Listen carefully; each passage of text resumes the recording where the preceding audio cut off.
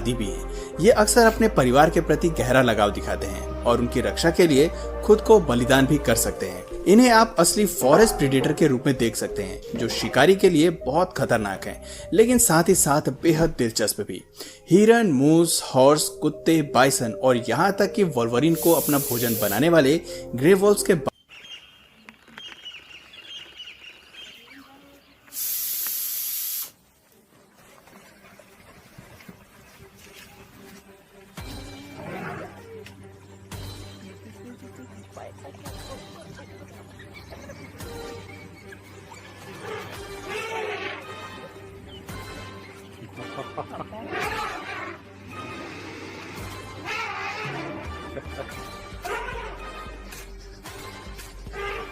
Cub climbs on one of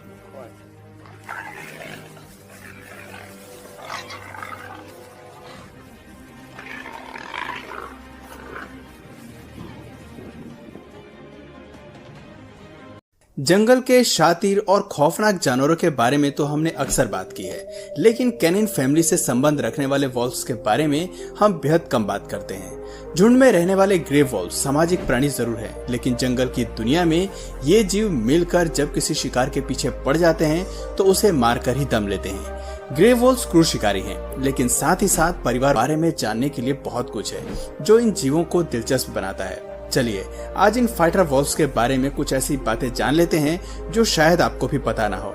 जरा इन प्यारे valves cup को देखें जिन्होंने अभी अभी जन्म लिया है। ग्रे वॉल्व के बच्चे जन्म से ही अंधे पैदा होते हैं, ऐसे में इनके सर्वाइवल का पूरा जिम्मा माँ पर आ जाता है। ग्रे वॉल्व एक ऐसी माँ होती है जिसे अपने बच्चों के प्रति एक्स्ट्रा केयरफुल रहना पड़ता है।